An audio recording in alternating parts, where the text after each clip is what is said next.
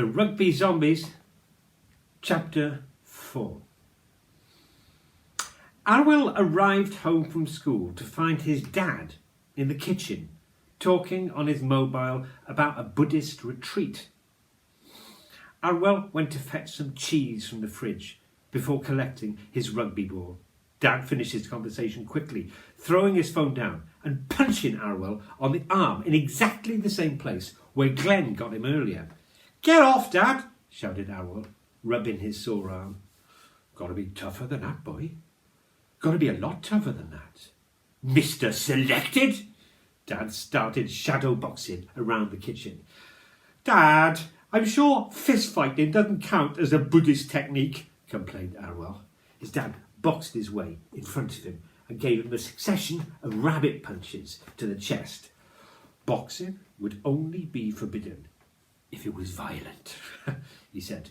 "And this isn't violent, it's karmic." Arwell sighed. He noticed his father was wearing Trake's trainers and his old tracksuit. "Come on, boy." "Where?" "Going out," said Dad. "Where? Why?" asked Arwell. "Training," said Arwell's dad. "Hold on a minute," said Arwell. "Who told you I'd been selected?" "Hoof, from the club," said Dad. Arwell looked down at the floor. This was bad news. Things were already getting out of control. Arwell began to wonder if this was going to turn into a rugby nightmare, not a dream. Hoof was Aberyscary Rugby Club's oldest player. He was also Wayne Hoof's dad. Wayne was the best outside half in Arwell's year. They were talking about Wayne in Cardiff. Wayne must have texted his dad, and his dad must have texted Arwell's dad and told him that Arwell was in the team. "Brilliant, boy. You come up the club this weekend and you should have a run out with the thirds." Arwell nodded. He knew all of this interest from his dad depended on him playing well on Thursday. If he played badly, he wouldn't want to go up to the club and have a run out for the thirds. He'd prefer to go borrowing wheelie bins. The thing about Arwell's dad, thought Arwell, was that though he changed his other religions relatively frequently, rugby was a constant. So if you were getting cheesed off with, say, kosher chicken or fasting in Ramadan, you knew that it wouldn't last for long. The fast would be broken by something new. His dad was the treasurer of the local club. He played for them when he was young. He'd been captain when he grew up. He painted the lines on the pitch. He walked to London to raise money for the clubhouse. He fought legal battles against developers to protect the sacred turf. He enjoyed a pint in the clubhouse every weekend, no matter what religion he was, and he went to meetings there almost every night. He was Mr. Rugby in Aberyscary, and Mr. Rugby was going to big this game up. He'd be down there on the school touchline with his two buddies, Benbow and Hoof, supporting Arwell, like he tried to think of what they'd be like. "Crazed, wild, rabid bears!" Arwell said the words out loud. It wasn't a good prospect. His dad would probably get the local radio down there and the newspaper.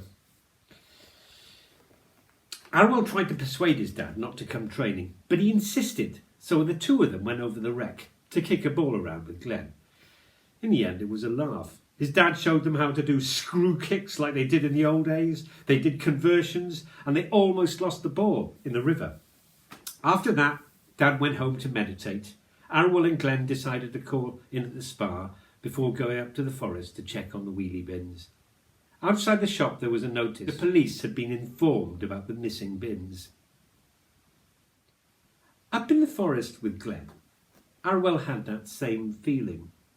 It was about the same time, 6 o'clock, dusk had fallen, and night was grabbing at the world. Arwell was clearer about it now. It felt cold, and he was sure that they were being watched. They stood silent in the damp, dark forest, looking at the eerie tubular shapes of the wheelie bins. Can you feel it? Asked Arwell. What? Said Glenn. That wind. It's not normal. It doesn't seem to be coming from anywhere, said Arwell. Glenn stood still, trying to feel the wind. The trees creaked. It's definitely spooky, he said. But no more than it always was. It's just an ordinary spooky forest. We've got hundreds of them around here. Then Arwell saw it. A figure no more than 10 metres away. A person slid into the gloom. Arwell grabbed Glenn. Look, he hissed. There he goes. Come on. They ran after the shape, deeper into the woods. It's going to be Martin, isn't it? Puffed Glenn. He lives up here. He's freaking us out. Oi! Martin! Yelled Arwell. Stop messing with our minds! They crashed deeper into the woods, but they lost the shape. It was like following a tracker. Someone who knew the paths like his own backyard. Someone like Martin. Arwell held out his hand. They stopped running and stood still. Their breath was hot in the cold night air. It puffed out of their mouths like steam. They looked around them. The trees merged into one great black wooden wall. Arwell shivered. Okay, Martin. Come open. This isn't a joke.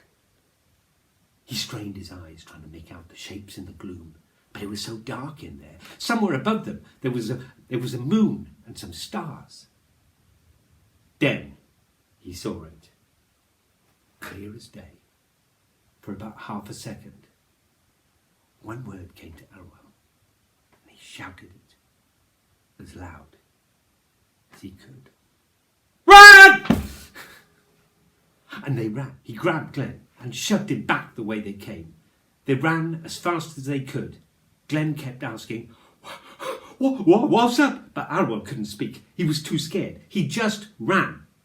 What he'd seen was real. What he'd seen was scary. Really scary. Aber scary. They ran out of the forest, down the side of the hill, into Martin Street, and hammered on his door. Martin's sister, Julie, answered it and let them in. Where's Martin? Where's Martin? Demanded Arwell.